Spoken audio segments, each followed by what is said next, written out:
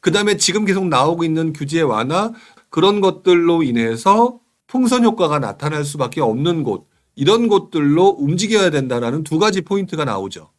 하락장의 투자 방법은요, 평상시에 두시는 게 좋아요.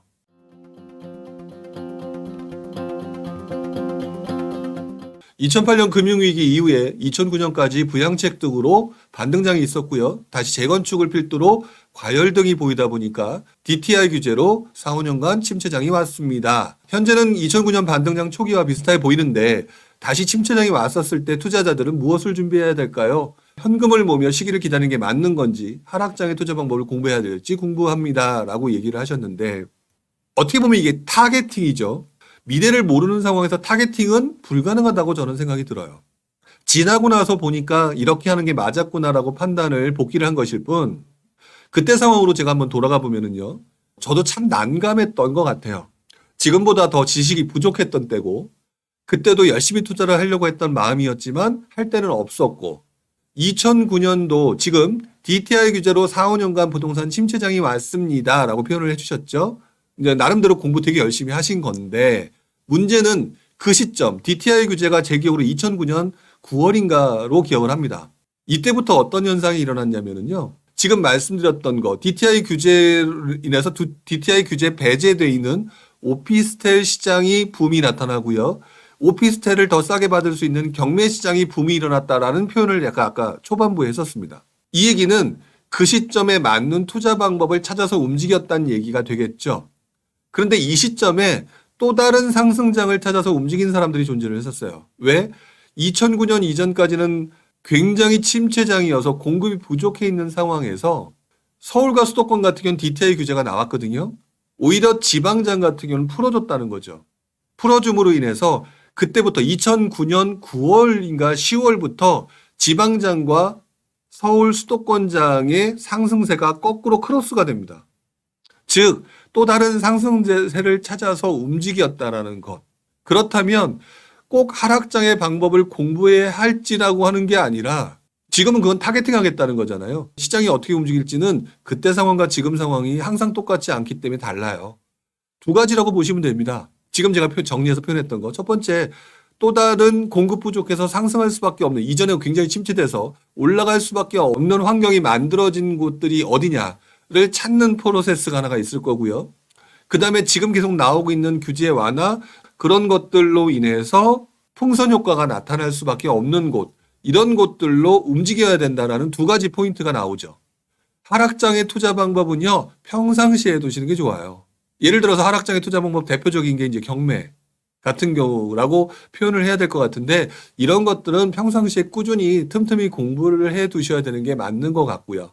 그리고 아마 이런 상황이 비슷하게 돌아간다고 하더라도 특정 지역의 상승세가 나타나면서 그 지역 투자로 갈 수 있는 방법이거나 또는 풍선 효과가 나타나서 움직임이 나타나는 아까 제가 분양권, 오피스텔, 뭐 빌라 이런 것들에서 분명히 나타날 가능성이 있다는 표현을 썼습니다. 이런 것들로 가셔도 좋고 결국에는 선택의 범위는 다양하다라는 걸 말씀을 드리는 게 맞을 것 같아요. 그런데 내가 준비가 안 돼 있는 거라면 몰라서 못하는 거게 되겠죠.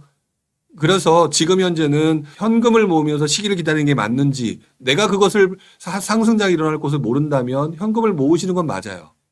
그런데 현금을 모은다고 해서 확실하게 투자처가 이렇게 하게 되면 수익을 날 수 있다. 월세 수익이 이렇게 높다.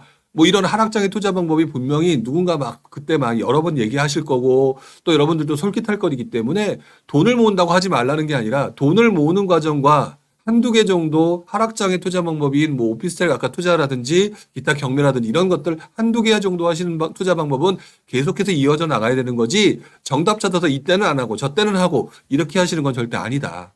자, 그 부분을 생각을 해주셨으면 좋겠습니다. 혜집님.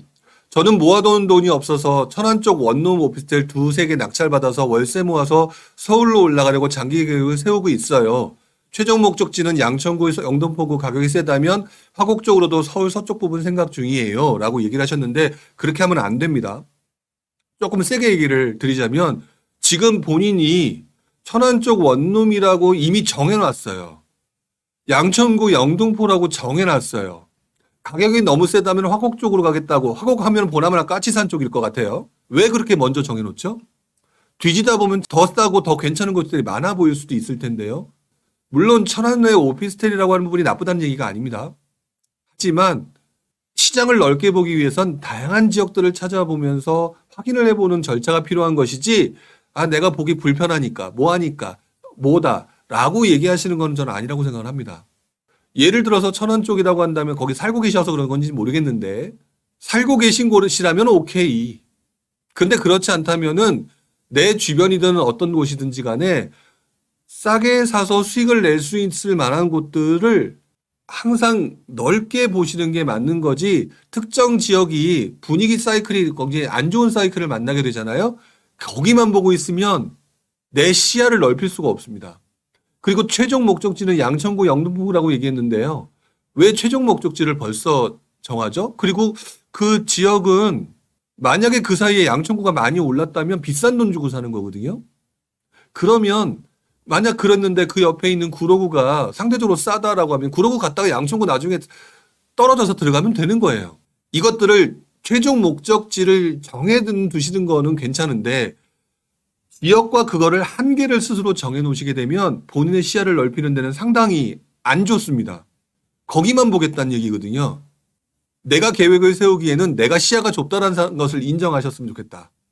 그래서 천안, 아산, 뭐 기타 뭐 여러 곳데가 있겠죠. 다 발품도 팔고 열심히 해야 되겠죠. 그런데 본인 스스로가 벌써 지역을 딱 정해놓는다.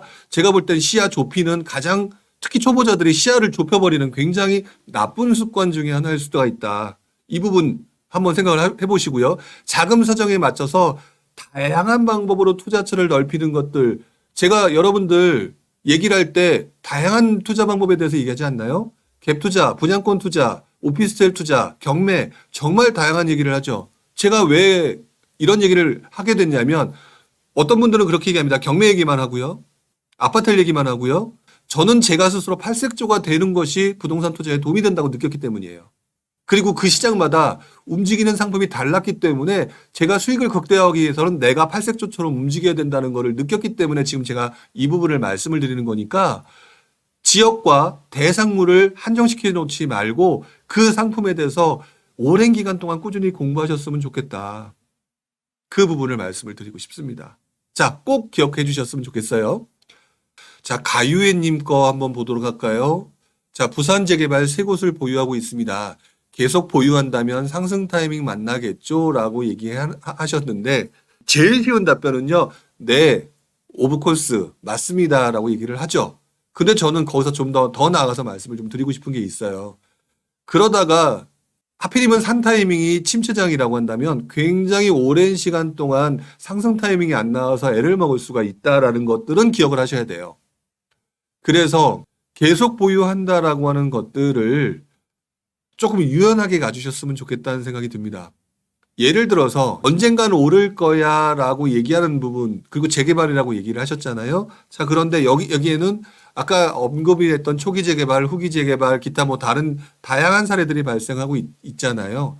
그런데 계속 보유한다라고 얘기를 하기보다는 계속 공부를 하시면서 내 물건을 업그레이드 하시는 것들이 조금 더 좋을 것 같아요. 시장이 좋지 않다면, 어차피 가격의 움직임이 좀 떨어진다면, 그렇다면 내 물건 중에 조금 그렇지 않은 물건들을 예를 들어 매도 처리해버리고 몸을 가볍게 했다가 타이밍을 보면서 또 다른 물건들이 가격이 굉장히 안 좋은 상황이 만들어졌을 때 그걸 구입하신다든지, 이런 것들을 계속 반복해 주셔야 본인들의 실력들도 늡니다. 그렇기 때문에 상급지로 갈아타기와 물건들 매도와 매수라고 하는 어떤 그것들은 계속해서 반복적으로 연습하시는 게 좋고요. 물론 이제 취득세부터 양도세 이런 것들이 발생되니까 그런 것들도 고려를 하셔야 되겠지만, 중요한 거는 그냥 하나 샀다고 그거 되게 이쁘게 생각하고 내 물건이니까 이쁘다고 생각하고 무조건 가져가기에는 내 물건을 좀 냉정하게 바라보실 필요가 있다. 그런 부분들을 꼭 기억해 주셨으면 좋겠어요.